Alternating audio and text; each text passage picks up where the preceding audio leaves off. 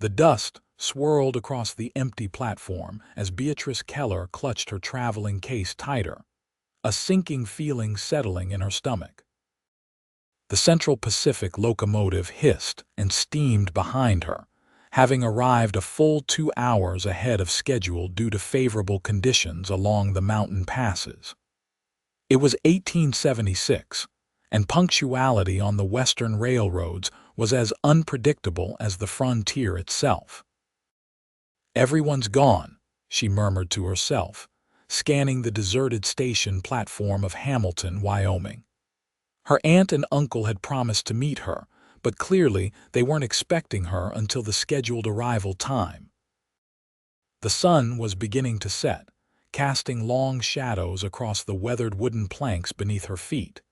The few other passengers who had disembarked quickly dispersed, leaving her alone with her trunk and valise.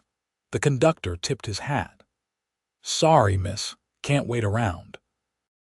Someone ought to be by soon enough." With that, he climbed back aboard, and within minutes, the train pulled away, leaving Beatrice in a cloud of steam and silence. Hamilton wasn't a large town, but it was growing rapidly like many others along the expanding railroad. The main street stretched before her, lined with false-fronted buildings, a general store, a saloon, and what appeared to be a hotel in the distance. But between her and civilization lay her heavy trunk, which she had no hope of carrying herself. "Well, this is a fine predicament," she said aloud, smoothing her travel-worn blue dress. At 22, Beatrice was no stranger to difficulties. After losing her parents to influenza in Philadelphia, she had accepted her aunt and uncle's invitation to join them in Wyoming territory. A fresh start, they had called it. So far, it was proving more challenging than anticipated. The sound of approaching hoofbeats made her turn, hope rising in her chest. Perhaps her relatives had realized the train's early arrival after all. Instead, a tall man on horseback approached, his face partially shadowed by a wide-brimmed hat. He wore a dusty brown coat and denim trousers, with a weathered appearance that spoke of long days under the western sun. He reined his horse to a stop at the edge of the platform, removing his hat to reveal tousled dark hair and a questioning gaze. "Afternoon, madam," he said, his voice carrying a slight drawl. "Seems the train came and went early today." "Yes," Beatrice replied, trying to mask her nervousness at being alone with a stranger. "I was meant to be met by my aunt and uncle, but they likely won't arrive for another 2 hours." The man dismounted with fluid grace, leading his horse closer. "Name's Ryder Lawson, madam. Ranch about 10 miles west of town." He gestured to her trunk. "Appears you could use some assistance." Beatrice hesitated. In Philadelphia, one didn't simply accept help from strange men. But this wasn't Philadelphia, and she was beginning to understand that the rules of civilization were different here. "I'm Beatrice Keller. I've just arrived from Philadelphia to stay with my aunt and uncle, the Wilsons." Recognition flickered across Ryder's face. "Joseph and Margaret Wilson. Good people. Their place is on the north edge of town." He studied her for a moment, then his expression softened. "Guess I was meant to be here today. Train's never early until the one day you're on it." Something about his easy manner and straightforward gaze put Beatrice at ease. He wasn't putting on airs or trying to impress her. He was simply offering help to someone in need. "I would be grateful for your assistance, Mr. Lawson. Just Ryder, please. Out here, formality doesn't survive long against practicality." He picked up her trunk with surprising ease. "I can take you to the Wilsons' place. They might not be home yet, but at least you won't be waiting at the station." He secured her trunk to his horse, then offered his hand to help her onto the saddle. Beatrice hesitated only briefly before accepting. She had read enough about Western customs to know that sharing a horse was sometimes a necessity rather than an impropriety. As they rode through Hamilton, Beatrice took in her new surroundings. The town was a curious mixture of hasty construction and ambitious planning. Wooden sidewalks lined the muddy street, and she could see people bustling about their business, women in practical dresses shopping at the general store, men in work clothes entering and exiting the saloon. "It's different from what I expected," she admitted. "Different good or different bad?" Ryder asked, guiding the horse around a deep rut in the road. "Just different. In Philadelphia, everything feels established, permanent. Here, it's as though the town is still deciding what it wants to be." Ryder chuckled. "That's a fair assessment. Hamilton's barely 10 years old. Got its real start after the war when the railroad plans were announced. Been growing ever since." "And what brought you here, Ryder?" There was a moment of silence, and Beatrice worried she had asked something too personal. But then he answered, his voice thoughtful. "The war changed a lot of things back east. I fought with the Union, came home to Tennessee to find not much left to come home to. Decided to head west like a lot of others. Started working cattle drives, saved enough to buy my own place a few years back." He paused. "It's not much yet, but it's mine. Out here, that counts for something." Beatrice felt a newfound respect for this man who had rebuilt his life from nothing. "I understand starting anew. After my parents passed, staying in Philadelphia felt hollow." "I'm sorry about your folks," he said simply, and she appreciated that he didn't offer platitudes. They approached a modest but well-maintained house on the outskirts of town. A small garden grew alongside it, and a barn stood a short distance away. It was nothing like the townhouse she'd grown up in, but it looked welcoming nonetheless. "This is it," Ryder said, bringing the horse to a stop. "Looks like they're not back yet." Beatrice felt a pang of disappointment, but she was no longer as anxious as she had been at the station. "Thank you for bringing me here. I'm sure they'll return soon." Ryder helped her down from the horse, his hands strong and steady at her waist. For a brief moment, they stood closer than propriety would normally allow, and Beatrice was suddenly very aware of his presence, the scent of leather and open air, the warmth of his hands through her dress. He stepped back, as if sensing her discomfort, and busied himself with unloading her trunk. "I can wait with you until they arrive if you'd like. Wouldn't feel right leaving a lady alone." Before Beatrice could respond, the sound of an approaching wagon drew their attention. An older couple was driving toward them, the woman waving frantically when she caught sight of Beatrice. "Oh goodness, Beatrice, we weren't expecting you for hours yet," her Aunt Margaret called out as the wagon pulled to a stop. Her Uncle Joseph set the brake and jumped down to help his wife. "The train came early," Beatrice explained, relief washing over her at seeing her relatives. "Mr. Lawson was kind enough to escort me here."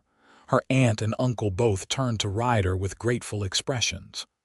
"Ryder Lawson, as I live and breathe," her uncle said, extending his hand. "Can't thank you enough for looking after our niece." "Just happened to be in the right place," Ryder said, shaking Joseph's hand.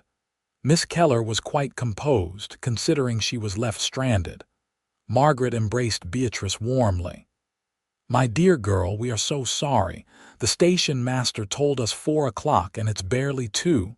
She turned to Ryder. "Won't you stay for supper, Ryder? It's the least we can do." Ryder glanced at Beatrice, as if seeking her opinion on the matter. She found herself nodding slightly before she could consider why his presence suddenly seemed important. "I'd be honored, Mrs. Wilson," he said. "Let me help with Miss Keller's trunk first." As Ryder and her uncle carried her trunk inside, Margaret linked arms with Beatrice.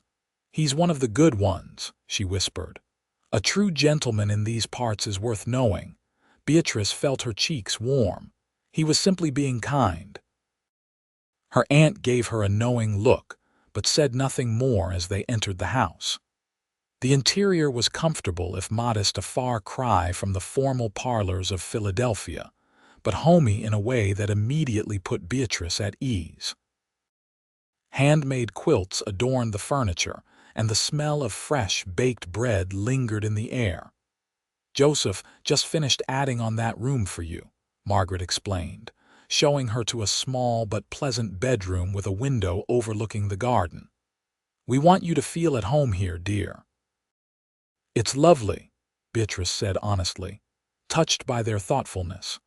Supper was a lively affair, with her aunt and uncle eager to hear news from the East and Ryder offering insights about Hamilton and the surrounding area. Beatrice found herself drawn into the conversation, her initial shyness giving way to genuine interest. "The social life here isn't what you're used to," Margaret admitted. "But we do have our gatherings. There's to be a town dance this Saturday, in fact." "Perfect timing," Joseph added. A chance for Beatrice to meet folks. Ryder, who had been quietly eating his stew, looked up. "The whole county usually turns out for those. Good way to get acquainted." "Perhaps you might escort Beatrice," Margaret suggested, earning a sharp look from her husband and a blush from Beatrice. "Margaret," Joseph chided gently. Ryder seemed unfazed. "I'd be happy to if Miss Keller would allow it." He turned those direct eyes toward her. "No pressure, of course. I understand if you'd prefer to attend with your family." Beatrice surprised herself by saying, "I would welcome your escort, Mr. Lawson Ryder. Thank you." As the evening drew to a close, Ryder prepared to leave. At the door, he turned to Beatrice. "I'll call for you at 6 on Saturday if that suits." "It does," she replied, suddenly aware of how much she was looking forward to seeing him again. After he departed, Beatrice helped her aunt clear the table. "He seems like a good man," she ventured, trying to sound casual. Margaret smiled. "One of the best. Came here with nothing but his horse and saddle. Now has one of the most promising ranches in the territory. He works harder than any 3 men combined." She paused. "And he's never shown interest in escorting a lady to a dance before, at least not that I've heard." Beatrice tried to ignore the flutter this information caused. "I'm sure he was just being polite." "Perhaps," her aunt replied, but her smile suggested she thought otherwise. The next few days passed in a whirl of activity as Beatrice settled into her new home. She helped her aunt with household chores, learned about the garden, and accompanied her uncle to town to become familiar with Hamilton's layout. The town was indeed growing rapidly, with new buildings going up and a steady stream of settlers and fortune seekers passing through. At the general store, the proprietor, Mrs. Jenkins, greeted her warmly. "You must be the Wilsons' niece from back east. Word travels fast in a small town." "It seems so," Beatrice replied, somewhat bemused by how many people already knew of her arrival. "I heard Ryder Lawson brought you to your aunt and uncle's when the train came early," Mrs. Jenkins continued, measuring out sugar for Margaret. "He's quite the catch, you know. Half the unmarried ladies in the county have set their caps for him, but he's never seemed interested." "We've only just met," Beatrice protested, embarrassed by the woman's frank assessment. Mrs. Jenkins simply smiled. "Sometimes that's all it takes. My Henry proposed after knowing me 3 days. We've been married 32 years now." As they left the store, Beatrice couldn't help asking her aunt, "Is everyone in town so forthright about personal matters?" Margaret laughed. "Out here, people speak their minds. It takes some getting used to, but there's a refreshing honesty to it. No one pretends to be something they're not for very long." The day of the dance arrived clear and warm.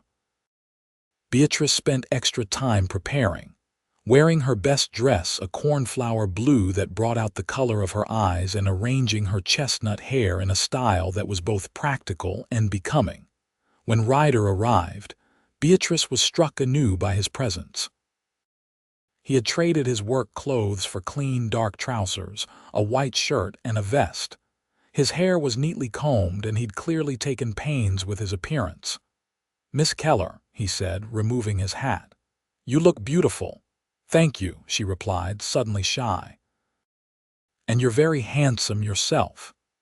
The town hall was transformed for the occasion, with lanterns casting a warm glow over the proceedings. A small band played lively music, and the floor was already crowded with dancers when they arrived. Ryder introduced her to what seemed like half the county ranchers, shopkeepers, the local doctor and his wife, the schoolteacher. Beatrice tried to remember names and faces, but it was overwhelming. Through it all, Ryder remained at her side, a steady presence in the sea of new acquaintances. "Would you care to dance?" he asked when the band struck up a waltz. Beatrice nodded, allowing him to lead her onto the floor. He was surprisingly graceful for a man who spent his days on horseback, and she found herself relaxing in his arms as they moved to the music. "You dance very well," she commented. A smile touched his lips. "My mother insisted all her sons learn, said no son of hers would disgrace her by clomping around a dance floor like a draft horse." Beatrice laughed. "She sounds like a formidable woman." "She was," he said, a hint of sadness in his voice.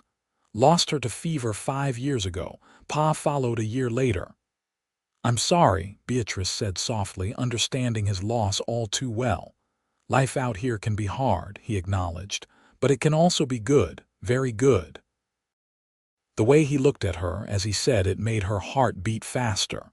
As the evening progressed, Beatrice couldn't help but notice the curious glances and whispered comments their pairing seemed to generate. At one point, a striking blonde woman approached them, her smile not quite reaching her eyes. "Ryder Lawson, I hardly recognized you all cleaned up," she said, her tone overly familiar. "Aren't you going to introduce me to your friend, Charlotte Davis? This is Miss Beatrice Keller, newly arrived from Philadelphia," Ryder said politely. "Beatrice, Miss Davis's father owns the largest cattle operation in the territory." "Pleasure," Charlotte said, giving Beatrice a once-over that felt more like an assessment than a greeting. "How are you finding our little town after the grandeur of the East?" "I'm finding Hamilton quite charming," Beatrice replied, maintaining her composure despite the woman's clear territorial marking. "Everyone has been most welcoming." "Yes, we're known for our hospitality," Charlotte said, her gaze sliding back to Ryder. "I was hoping you might save a dance for me, Ryder, for old time's sake." A flicker of discomfort crossed Ryder's face. "Perhaps later, Charlotte. I promised Miss Keller I'd introduce her to the sheriff next." As they walked away, Beatrice couldn't help asking, "Old times?" Ryder sighed. "Charlotte and I courted briefly last year, very briefly. It wasn't a good match." "I see," Beatrice said, trying to ignore the irrational surge of jealousy. "She seems to think otherwise." "Charlotte Davis is used to getting what she wants," he said. "Her father is the richest man in the county and she's his only child, but money can't buy compatibility." He stopped walking and turned to face her. "I hope her attitude doesn't color your impression of everyone here." Beatrice smiled, touched by his concern. It would take more than one woman's jealousy to do that. The rest of the evening passed pleasantly. Ryder did eventually dance with Charlotte, but his attention remained primarily on Beatrice. By the time he escorted her home, Beatrice felt a connection to him that both thrilled and frightened her. At her aunt and uncle's porch, they lingered. "I had a wonderful time," she said honestly. "As did I," Ryder replied. He hesitated, then added, "I'd like to call on you properly if you're amenable. Perhaps take you for a ride to see more of the countryside." "I'd like that very much," Beatrice said, her heart racing. "Sunday afternoon." Sunday would be perfect. He smiled, the warmth of it reaching his eyes. "Good night, Beatrice. Thank you for making this evening special." Then, in a gesture that seemed both old-fashioned and touchingly sincere, he took her hand and pressed a gentle kiss to her knuckles before bidding her good night. Inside, her aunt was waiting up, pretending to read by lamplight. "Did you enjoy yourself, dear?" she asked, setting aside her book. "Yes, very much," Beatrice replied, unable to keep the happiness from her voice. "Ryder looked quite smitten," Margaret observed. "He couldn't take his eyes off you." Beatrice sat beside her aunt. "Is it foolish to feel so drawn to someone I've only just met?" Margaret patted her hand. "The heart knows what it wants, often before the head catches up. Joseph proposed to me after 2 weeks of acquaintance. My parents thought I was mad to accept, but I knew he was the one." She smiled. "Sometimes, life puts people in your path at exactly the right moment. Like when a train arrives early and a cowboy happens to be passing by," Beatrice suggested with a smile. "Exactly like that," her aunt agreed. Sunday dawned bright and clear. Beatrice dressed carefully in a practical riding skirt and jacket that her aunt had lent her. Her experience with horses was limited, a fact she had admitted to Ryder, who assured her he would bring a gentle mount suitable for a beginner. He arrived promptly at noon, leading 2 horses, his own sturdy gelding and a pretty chestnut mare with a white blaze. "This is Daisy," he said, as Beatrice approached the mare. "She's the sweetest-tempered horse on my ranch, perfect for learning." Beatrice stroked the mare's nose, immediately charmed by the animal's gentle demeanor. "She's beautiful." Ryder showed her how to mount properly and adjusted her stirrups. His hands were strong but gentle, and Beatrice found herself acutely aware of his proximity each time he reached up to correct her posture or demonstrate how to hold the reins. "You're a natural," he said approvingly as she settled into the saddle. "I doubt that," she laughed, "but I'm willing to learn." They rode at an easy pace, Ryder pointing out landmarks and sharing stories of the area. The landscape was unlike anything Beatrice had ever seen: vast open spaces, rolling hills, and in the distance, the jagged silhouette of mountains. "It's breathtaking," she said, taking in the expansive view. "In Philadelphia, one can hardly see the horizon for all the buildings." "That's what drew me to Wyoming," Ryder said. "The space, the freedom. A man can breathe out here." He glanced at her. "But I imagine you miss the comforts of city life: theaters, proper shops, social gatherings." Beatrice considered this. "I thought I would, but strangely I don't.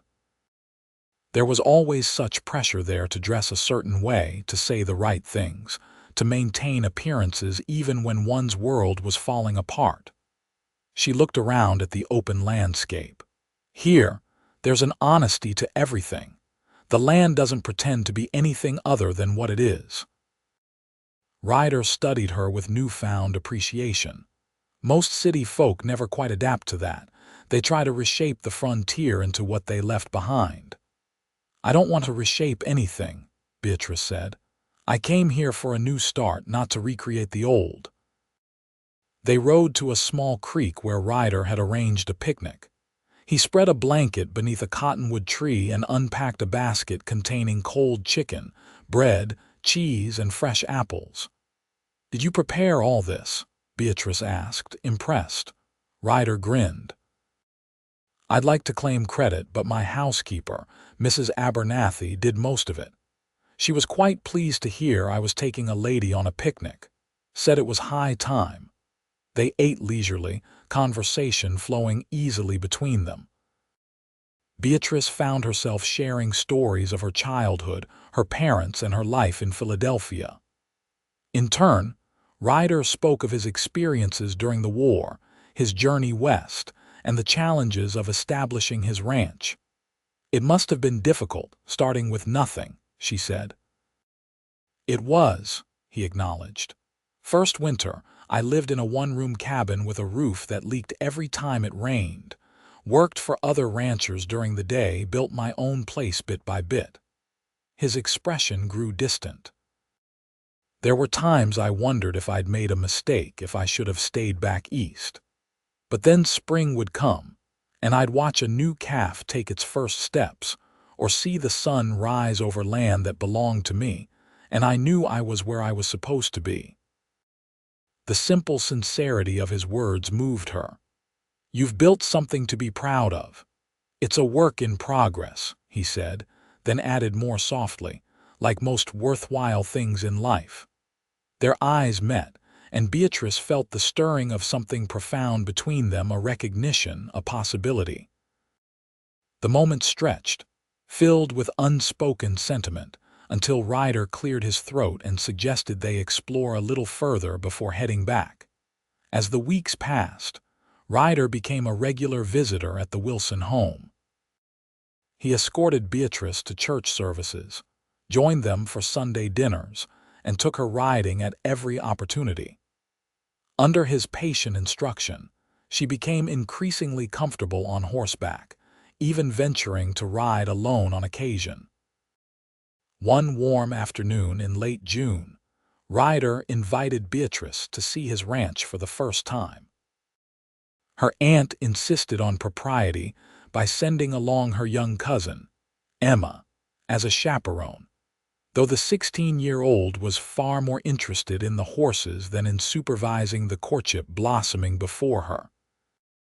The Lawson Ranch was impressive, not the largest in the territory by any means, but well managed and thriving. The main house, though modest in size, was solidly built and welcoming, with a wide porch that wrapped around two sides. "It's not fancy," Ryder said, watching Beatrice's face for her reaction, "but there's room to expand when the time is right." "I think it's perfect," she said honestly. "It feels like a real home." The pride in his eyes at her words made her heart swell. He showed her the barn, the corrals, and introduced her to his ranch hands, 3 weathered cowboys who tipped their hats respectfully and tried to hide their knowing smiles. Mrs. Abernathy, a stout, energetic woman in her 50s, greeted Beatrice warmly. "So you're the young lady who's been occupying all of Mr. Lawson's time lately," she said with a twinkle in her eye. "Can't say I blame him one bit." Beatrice blushed, but found herself charmed by the woman's forthright manner. As Mrs. Abernathy led them into the house for refreshments, Beatrice caught Ryder watching her with an expression that made her breath catch, tenderness mixed with something deeper, something that mirrored her own growing feelings. Over lemonade and fresh baked cookies, they talked about the upcoming Independence Day celebration in Hamilton. The town was planning a parade, followed by a picnic and fireworks, a grand affair that apparently drew people from miles around. "The fireworks are shipped all the way from San Francisco," Emma informed Beatrice excitedly. "Last year they were so loud they scared Mrs. Peterson's prize chickens half to death. It's quite the spectacle," Ryder agreed, smiling at the girl's enthusiasm. "The whole town turns out for it." As they prepared to leave, Ryder drew Beatrice aside on the porch while Emma was distracted by a litter of new barn kittens that Mrs. Abernathy had shown her. "I've been meaning to ask you something," he said, suddenly serious. "The Independence Day celebration. I'd be honored if you'd attend it with me." He hesitated, then added, "as my sweetheart." The formal request, so charmingly old-fashioned, touched Beatrice deeply. They had been courting in all but name for weeks now, but this was Ryder's way of making his intentions clear, both to her and to the community. "I would be delighted," she said, her voice soft but certain. The relief and joy that crossed his face made her realize how much her answer had meant to him. He took her hand, his thumb brushing across her knuckles. "You've brought something unexpected into my life, Beatrice Keller, something I didn't even know I was missing until that train came early." The 4th of July arrived amidst great excitement. Hamilton was decorated with bunting and flags, and the streets were crowded with families from town and surrounding ranches. Ryder arrived at the Wilsons early, looking handsome in his Sunday best, with a small bouquet of wildflowers for Beatrice. "These are beautiful," she said, burying her nose in the colorful blossoms. "Not half as beautiful as you," he replied, his admiration evident as he took in her appearance. She wore a new dress of red, white, and blue calico that her aunt had helped her make, with her hair styled in soft curls beneath a modest straw hat. The parade was a delightful affair, with the local militia marching proudly, children on decorated wagons, and the town's dignitaries riding in carriages. Afterward, everyone gathered in the town square for the community picnic. Beatrice was now familiar enough with Hamilton's residents to feel at ease, greeting acquaintances and introducing Ryder as her escort with quiet pride. Charlotte Davis made a point of stopping by their blanket, her father an imposing man with a silver watch chain stretched across his substantial girth in tow. "Miss Keller, how lovely to see you again," Charlotte said with practiced charm. "Father, this is the young lady from Philadelphia I mentioned, and of course, you know Ryder." "Indeed I do," Mr. Davis said, his handshake firm as he greeted Ryder. "How's that new bull working out for you, Lawson, worth what you paid for him?" "Every penny," Ryder replied. "His calves are showing excellent conformation. I appreciate your recommendation." Charlotte turned to Beatrice with a smile that didn't quite reach her eyes. "You must find our Western customs so quaint after Philadelphia society. All this talk of cattle and crops must bore you terribly." "On the contrary," Beatrice replied smoothly, "I find the practical matters of ranch life fascinating. There's an honesty to it that's quite refreshing after the artifice of Eastern drawing rooms." Mr. Davis let out a booming laugh. "Well said, young lady. Charlotte could learn something from your attitude." He gave his daughter a meaningful look. "Being a rancher's wife requires more interest in cattle than in the latest fashions from St. Louis." Charlotte's cheeks flushed at the rebuke. "Yes, well, we should move along. So many people to greet." She practically dragged her father away, her back rigid with embarrassment. "You handled that beautifully," Ryder murmured once they were out of earshot. "Charlotte's been trying to make you feel like an outsider since you arrived." "I don't feel like an outsider anymore," Beatrice said. "Not with you." As dusk fell, families spread blankets on the hillside overlooking town to watch the fireworks. Ryder found them a perfect spot, slightly removed from the main crowd. The first rockets lit up the night sky with brilliant bursts of color, drawing gasps and applause from the spectators. In the darkness, Ryder's hand found Beatrice's, their fingers intertwining. She leaned against his shoulder, content in a way she had never experienced before. Here, under the vast Wyoming sky, she had found something she hadn't even known she was seeking. "Beatrice," Ryder said softly, his voice barely audible over the exploding fireworks. "I know we haven't known each other long by some standards, but I've never been more certain of anything in my life." She turned to look at him, his face illuminated by the colorful bursts overhead. The expression in his eyes made her heart race. "I love you," he said simply. "I think I started falling for you the moment I saw you standing alone on that train platform. If you need more time, I understand." "But I wanted you to know how I feel." Tears pricked at Beatrice's eyes. "I don't need more time," she whispered. "I love you too, Ryder. I think I have almost from the beginning." His smile was radiant as he cupped her cheek gently. "May I kiss you, Beatrice Keller?" She nodded, and as the grand finale of fireworks exploded overhead, their lips met in a kiss that promised a lifetime of tomorrows. It was sweet and tender, a perfect first kiss that left Beatrice breathless and certain of her heart's choice. When they finally pulled apart, Ryder kept her close, his forehead resting against hers. "I should speak to your uncle," he said, his voice husky with emotion. "About what?" she teased, though she knew perfectly well what he meant. "About making you my wife if you'll have me." "Is that a proposal, Ryder Lawson?" he chuckled. "Not yet. When I propose properly, you'll know it. I want to do right by you."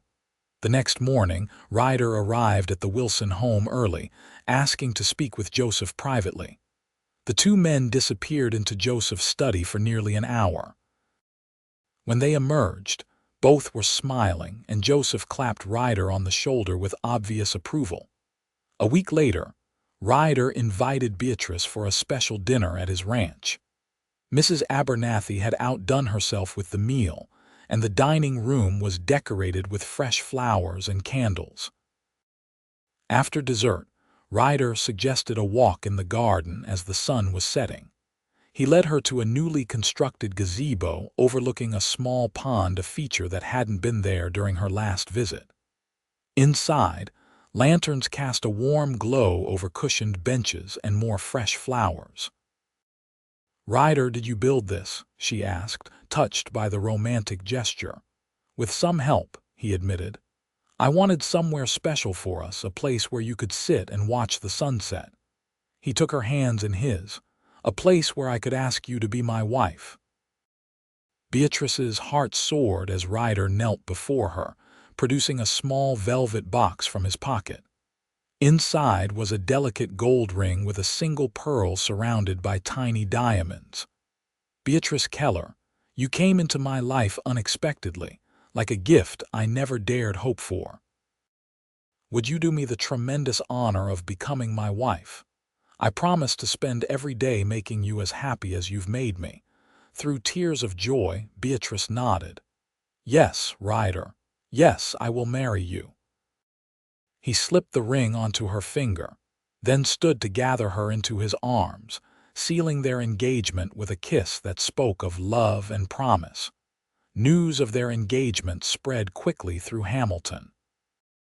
The town's reaction was overwhelmingly positive, with many expressing the sentiment that Ryder Lawson had finally met his match in the spirited Eastern lady. Even Charlotte Davis managed a stiff congratulation when they encountered her in town. The wedding was set for September, giving them time to prepare while still allowing for a ceremony before the harsh Wyoming winter set in. Beatrice threw herself into preparations, working alongside her aunt to create a simple but beautiful celebration. Letters were exchanged with her few remaining relatives in Philadelphia, none of whom could make the journey but sent their blessings nonetheless. Beatrice found she didn't mind their absence. Her true family was now in Wyoming. As the wedding day approached, Beatrice divided her time between helping at her aunt and uncle's home and preparing for her life as a rancher's wife. Ryder had begun expanding the main house, adding rooms that he said would come in handy someday, with a meaningful look that made her blush. Mrs. Abernathy took Beatrice under her wing, teaching her the practical aspects of running a ranch house, from preserving food for winter to managing household accounts. "He's a good man," the housekeeper told her one afternoon as they put up peach preserves. "Never seen him happier than since you came along." "He makes me happy too," Beatrice replied simply. "You'll make a fine team," Mrs. Abernathy nodded approvingly.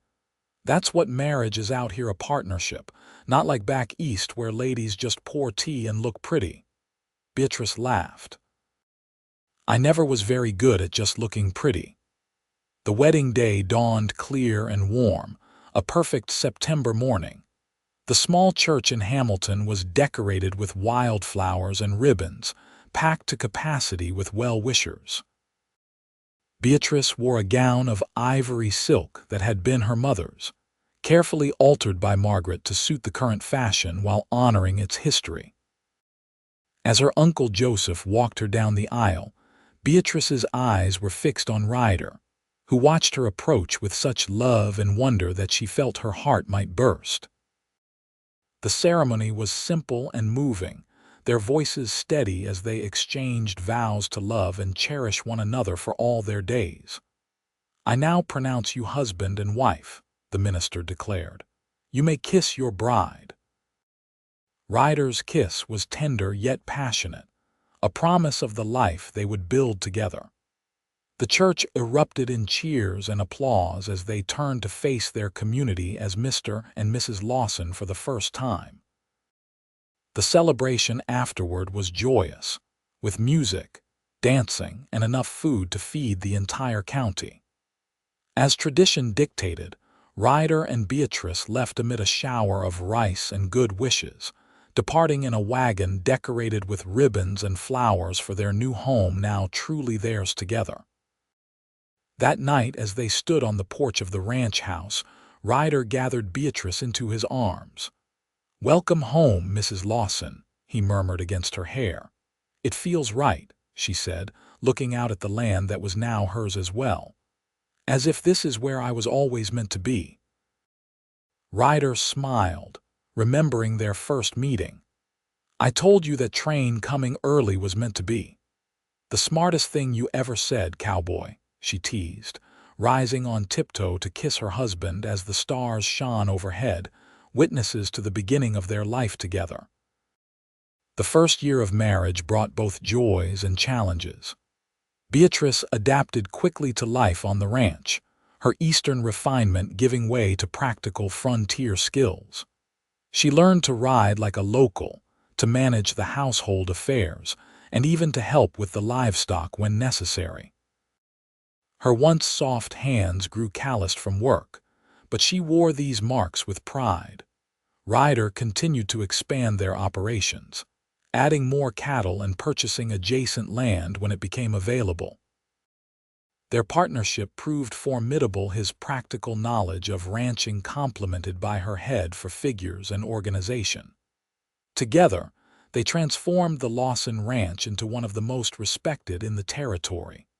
Winter came early that first year, harsh and unforgiving. Beatrice experienced her first blizzard with a mixture of awe and trepidation, as the wind howled around their home for days on end. Ryder and his men worked tirelessly to protect the herd, sometimes returning to the house half frozen but determined. "Is it always this severe?" she asked one night as they huddled by the fire, the temperature outside well below zero. "Not always," Ryder admitted, pulling her closer. "This is a bad one, even by Wyoming standards." They lost some cattle that winter, but fewer than most of their neighbors, thanks to Ryder's foresight in storing extra feed and building windbreaks. When spring finally arrived, bringing with it new calves and fresh green grass, it felt like a personal victory. They had weathered their first major challenge as a couple.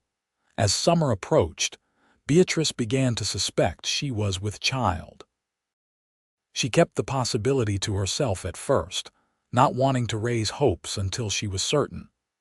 But by June, there was no denying the changes in her body. She chose a quiet evening to share the news, after supper as they sat on their porch watching the sunset. "Ryder," she said, taking his hand and placing it gently on her still flat stomach, "we're going to have a baby." His expression transformed from confusion to wonder to absolute joy in the span of seconds. "A baby, you're sure?" "As sure as I can be," she nodded, laughing as he gathered her into a careful embrace. "When? Dr. Miller thinks January." Ryder let out a whoop that startled the horses in the nearby corral. "A winter baby will need to prepare. The nursery. Supplies from back east." He was already planning, his protective instincts in full force. Beatrice's pregnancy progressed well through the summer and fall. Her Aunt Margaret was a constant source of support and advice, having raised 4 children of her own. The women of Hamilton rallied around her as well, hosting a quilting bee to create a beautiful blanket for the coming child, and sharing their own birthing stories, some comforting, others terrifying enough that Beatrice wished she hadn't heard them. As her body changed, Ryder's attentiveness only increased. He insisted on hiring additional help for the household, worried that Beatrice was overexerting herself despite her protests that pregnancy wasn't an illness. "Humor me," he said one evening as he massaged her swollen feet. "It brings me joy to take care of you, the way you've always taken care of me." The baby arrived during a January thaw, after a labor that lasted through the night. Dr. Miller had been summoned along with Margaret, who acted as midwife. Ryder paced the hallway outside their bedroom, each of Beatrice's cries cutting him to the quick. Finally, as dawn broke over the eastern horizon, the distinctive wail of a newborn pierced the air. Minutes later, a beaming Dr. Miller opened the door. "Congratulations, Ryder. You have a healthy son." Ryder entered the bedroom with trepidation, his eyes immediately finding Beatrice. Pale and exhausted but radiant, she cradled a small bundle against her breast. "Come meet your son," she whispered. He approached cautiously, overwhelmed by the sight of his wife and child. The baby was tiny, with a shock of dark hair and reddened features scrunched in slumber. "He's perfect," Ryder breathed, perching carefully on the edge of the bed. "Just like his mother." "We need a name," Beatrice said, stroking the infant's cheek. "I was thinking Joseph, after Uncle Joseph." "Perhaps Joseph Thomas, after your father, Joseph Thomas Lawson," Ryder tested the name. "It's strong, a good name for a future rancher." "Or whatever he chooses to be," Beatrice added with a smile. Ryder kissed her forehead gently. "Whatever he chooses," he agreed. "As long as he's half as brave as his mother, he'll do just fine." Little Joseph, soon nicknamed JT, thrived under his parents' loving care. He proved to be a good-natured baby, with his father's dark hair and his mother's expressive eyes. Ryder was a devoted father, often carrying his son in a sling while checking fences or tending to ranch business. As JT grew, so did the Lawson Ranch. By the time he was toddling around the house on unsteady legs, they had doubled their acreage and increased their herd significantly. Ryder's innovative ranching methods and Beatrice's careful management of their finances created a prosperity that allowed them to employ more hands and improve their home. The biggest change came when JT was 3. Beatrice discovered she was expecting again, this time with much less trepidation and much more joy.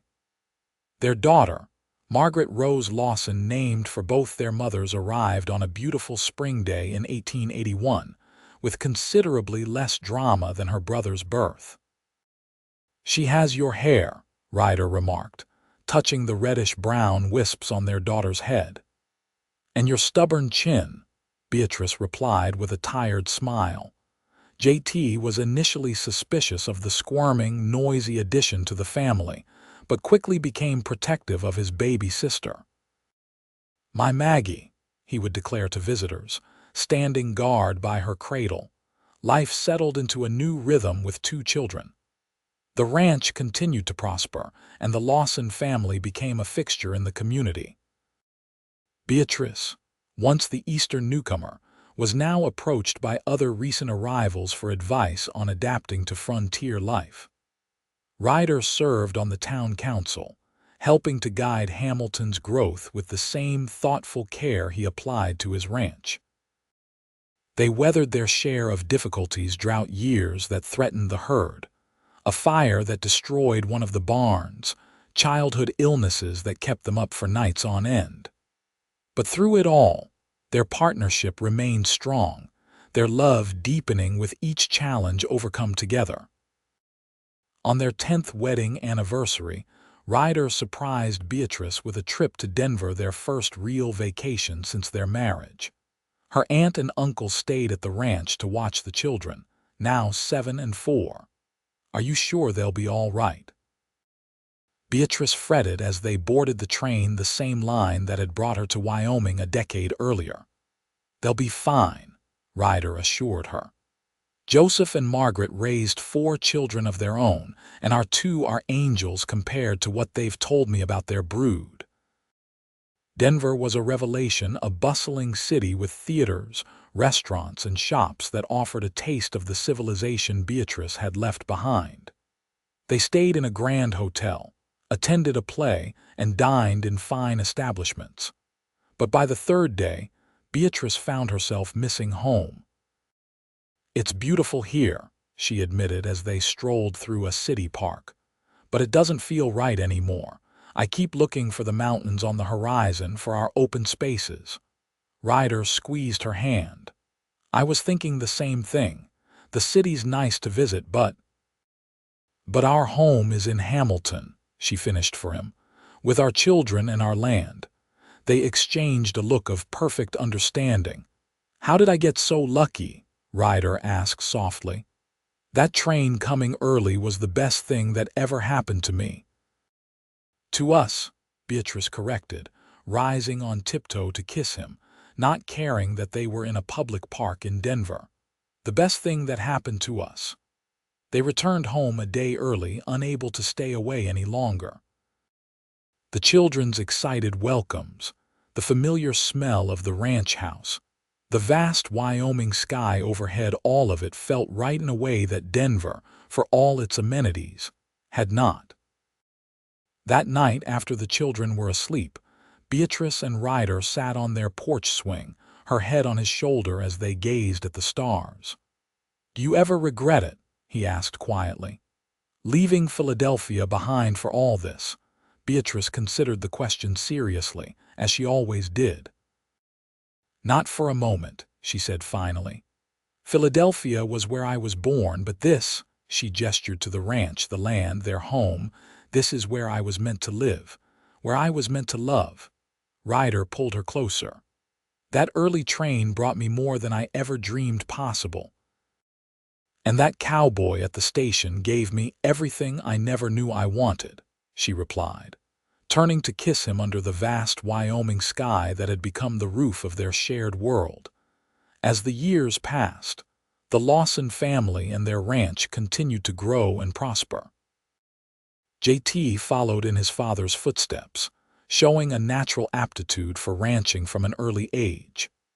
Maggie, on the other hand, inherited her mother's love of books and learning, devouring every volume in their growing home library and excelling at the town school. When Maggie was 6, Beatrice gave birth to their third child, another boy they named William Frederick, after Ryder's beloved older brother who had fallen at Gettysburg. Little Will was a surprise blessing, arriving when they had thought their family complete, and he brought a renewed sense of joy to their household. Hamilton grew from a frontier outpost to a proper town, with a new schoolhouse, a bank, and eventually a small library that Beatrice helped establish. The railroad brought more settlers, more commerce, and more opportunities. Wyoming territory was changing rapidly, moving toward statehood, and the Lawsons were part of that transformation. In 1889, when JT was 12, Maggie 9, and Will 3, Ryder was elected mayor of Hamilton. It was a position he initially resisted, preferring the straightforward challenges of ranching to the complexities of politics. But Beatrice encouraged him, seeing in him the leadership qualities the growing town needed. "You care about this place and its people," she told him. "You understand both the old ways and the new. Hamilton needs someone who can bridge that gap." His 2-year term coincided with Wyoming's preparation for statehood, a time of significant change for the territory. Wyoming had been at the forefront of women's suffrage since 1869, a fact that Beatrice took particular pride in. When Wyoming officially became the 44th state in 1890, the Lawsons hosted a grand celebration at their ranch, with flags flying and a feast that lasted well into the night. Through all the changes, their marriage remained the bedrock of their lives. They still rode together whenever possible, sometimes with their children, sometimes just the two of them. They still sat on their porch swing in the evenings, watching the sunset paint the sky in colors no Eastern artist could capture. And they still spoke often of that fateful day when an early train and a passing cowboy changed the course of both their lives. JT grew into a thoughtful young man with his father's quiet strength and his mother's analytical mind. At 18, he surprised his parents by announcing his intention to attend the University of Wyoming in Laramie. "I want to learn modern agricultural methods," he explained over dinner. "Bring that knowledge back to the ranch. Help us grow even stronger for the next generation." Ryder and Beatrice exchanged a glance of pride, tinged with the bittersweet recognition that their firstborn was finding his own path. "The ranch will be here when you're ready," Ryder assured him. Education is never wasted. Maggie, at 15, was already showing signs of becoming a formidable woman. With her mother's chestnut hair and her father's direct gaze, she turned heads throughout the county. But beneath her beauty lay a sharp intelligence and determination that both delighted and occasionally alarmed her parents. "I want to be a doctor," she announced one evening, after helping Dr. Miller's new assistant treat a ranch hand's broken arm. "I want to help people the way Dr. Miller has helped our community all these years." While such an ambition might have been dismissed in many families, the Lawsons had never believed in limiting their children's dreams based on conventional expectations. "It won't be easy," Beatrice cautioned. "There are still many who think medicine no place for a woman." "Then they haven't met the right women," Maggie replied with the confidence of youth. "Besides, Wyoming has always been ahead of the rest of the country when it comes to what women can do." Ryder chuckled. "She has you there, B." To his daughter, he added, "If that's truly your calling, your mother and I will support you every step of the way." Young Will, meanwhile, was the image of his father at that age, adventurous, mischievous, and utterly charming. At 9 years old, he could already ride as well as most adults, and showed a natural affinity for working with the horses that Ryder bred as a sideline to their cattle operation. In 1896, as they celebrated their 20th wedding anniversary, Beatrice and Ryder took stock of their life together. The ranch had grown to over 5,000 acres, with 300 head of cattle and a growing reputation for fine horses. Their home, once a modest structure, had expanded to accommodate their family and frequent guests, with a proper library for Beatrice and a study for Ryder. "Did you ever imagine all this?" Beatrice asked as they shared a private moment in the gazebo that had witnessed their engagement so many years before. That day at the train station, Ryder shook his head, taking her hand in his. The years had weathered them both lines around their eyes, silver threading through their hair, but to each other, they remained as beautiful as ever.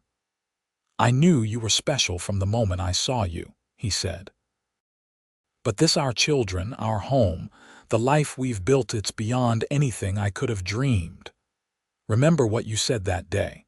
Guess I was meant to be." "Smartest words I ever spoke," he agreed, drawing her close, though I didn't realize just how true they were at the time. As they entered their third decade together, life brought new joys and challenges. JT returned from university with a degree, and a fiancée, a clever, spirited young woman named Clara, who immediately won Beatrice's approval with her practical nature and obvious adoration of their son. Maggie, true to her word, was accepted to medical school in Philadelphia, a bittersweet development that would take her far from home but fulfill her deepest ambition. The night before her departure, Ryder found her in the barn, saying goodbye to her favorite mare. "I'm scared, Pa," she admitted, showing a vulnerability she rarely revealed. "What if I'm not good enough? What if I don't belong there?" Ryder put his arm around his daughter's shoulders. "You listen to me, Margaret Rose Lawson. You are the daughter of a woman who left everything she knew to come west on her own. You come from pioneer stock on both sides. There is nothing you cannot do if you set your mind to it." He tilted her chin up, meeting her eyes directly. And no matter what happens, no matter where life takes you, you will always belong right here. This is your home and we are your family, and that doesn't change whether you're in Philadelphia or China or the moon itself. Maggie hugged him fiercely. I love you, Pa. I love you too, darling girl. Now go show those Eastern doctors what Wyoming women are made of. Will, now 13, was developing into the ranch's horse expert, with an uncanny ability to gentle even the most spirited colts. He has a gift, Ryder told Beatrice as they watched their youngest son work with a particularly difficult yearling. A way of communicating with them that can't be taught. He has your patience, Beatrice observed, and your kindness. Life settled into new patterns. JT and Clara built their own home on the ranch property, starting the next generation of Lawsons with twins, a boy and girl named Robert and Elizabeth, who became the apples of their grandparents' eyes. Letters arrived regularly from Maggie, detailing her experiences in medical school, where she was one of just 3 women in her class, but consistently at the top academically. In 1902, as they celebrated their silver wedding anniversary, Beatrice and Ryder decided to take a grand journey, a train trip to San Francisco, then up the coast to Seattle, and back through the Northern Territories. It would be their first extended trip away from the ranch since their brief Denver excursion 15 years earlier. Are you sure you can manage without us? Beatrice asked JT, now the effective manager of the ranch's daily operations. Ma, we'll be fine, he assured her with the confidence of a man secure in his abilities. You and Pa have earned this time together. Go see the ocean, explore the cities. The ranch will still be here when you get back. The journey was everything they had hoped for: new vistas, new experiences, and most precious of all, uninterrupted time together without the demands of the ranch. They walked along the Pacific shore, marveling at the endless expanse of water. They dined in fine restaurants in San Francisco and visited the bustling ports of Seattle. Throughout it all, they remained as fascinated with each other as they had been from the beginning. 25 years, Ryder mused as they watched the sunset from their hotel balcony in Portland. Sometimes it feels like yesterday that I saw you standing alone at that train station. And sometimes it feels like I've known you my entire life, Beatrice replied, leaning against him. Like everything before was just preparation for finding you. When they returned home, life resumed its familiar rhythm, but with the freshness that comes from seeing one's world through new eyes. The ranch continued to prosper under JT's capable management. Maggie graduated from medical school with honors and returned to Wyoming, establishing a practice in Cheyenne but visiting Hamilton frequently. Will, now in his 20s, had developed the Lawson horse breeding program into a renowned operation that drew buyers from as far away as Kentucky. In 1906, at the age of 52, Ryder suffered a serious injury when a spooked horse kicked him in the chest, breaking several ribs and causing internal bleeding. For days, Beatrice kept vigil by his bedside, terror gripping her heart as he burned with fever and struggled for breath. Maggie rushed home from Cheyenne, bringing with her the latest medical knowledge and a determination not to lose her father. Between mother and daughter, they nursed Ryder through the crisis, neither sleeping more than a few hours at a stretch until his fever finally broke on the 5th day. Recovery was slow and difficult for a man accustomed to physical activity. Ryder chafed at the restrictions Maggie imposed, but Beatrice was firm. "You promised to grow old with me, Ryder Lawson," she reminded him when he became particularly frustrated. "I'm holding you to that, so you'll follow the doctor's orders even if the doctor is your daughter." By spring, he was well enough to sit on their porch and oversee the ranch operations from a distance, gradually regaining his strength until by summer's end. He was back in the saddle, though, with a new caution that acknowledged his mortality in a way youth never had. The incident changed them both, deepening their appreciation for each day together. They began spending more time with their grandchildren, now numbering 5 with the addition of JT and Clara's younger son, and Will's daughter with his wife, Sarah. Family dinners became a Sunday tradition, with 4 generations of Lawsons gathering around the long table in the dining room. In quiet moments, they still marveled at the path that had brought them together. Do you ever wonder what would have happened if that train had been on time? Beatrice asked one evening as they sat in their favorite spot, the gazebo by the pond, now surrounded by mature trees they had planted decades earlier. Ryder considered the question. "I suspect we would have found each other anyway," he said finally. "Some things are just meant to be. Like a cowboy and an Eastern lady." Exactly like that. He squeezed her hand, the gesture as full of love as it had been the first time. As they entered their golden years, Beatrice and Ryder gradually handed more responsibility for the ranch to the younger generation. JT had proven himself a worthy successor, combining his father's practical knowledge with the scientific approaches he had learned at university. Will managed the horse breeding program with unparalleled success, while Maggie divided her time between her medical practice in Cheyenne and frequent visits home. In 1916, as Europe was engulfed in the Great War, the Lawsons celebrated their 40th wedding anniversary. Despite their advancing age, Ryder now 72, and Beatrice 62, they remained active and engaged with life. Beatrice continued to serve on the library board and taught reading to immigrant children. Ryder, though he no longer worked the cattle, still rode daily and served as an unofficial advisor to many young ranchers in the area. The celebration was held at the ranch, with family and friends gathering from across Wyoming and beyond. Maggie came from Cheyenne with her husband, a fellow physician she had met during her studies. JT and Clara's twins, now in their 20s, returned from college in the East.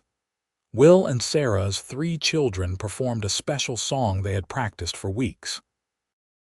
As twilight fell, Ryder led Beatrice to the center of the gathering.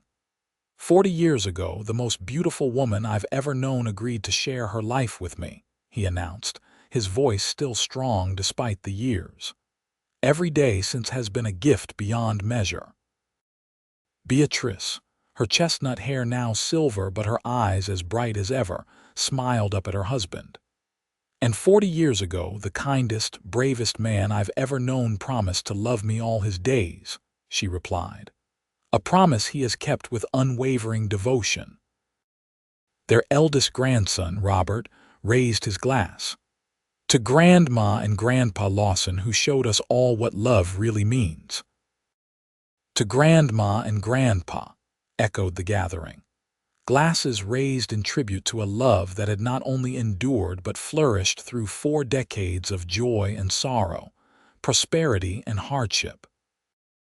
Later that night, as the celebration wound down and younger family members saw to the cleanup, Beatrice and Ryder slipped away to their gazebo. The summer air was sweet with the scent of roses from the garden Beatrice had nurtured for decades. 40 years, Ryder mused, settling beside her on the bench that had replaced the original one some 20 years earlier.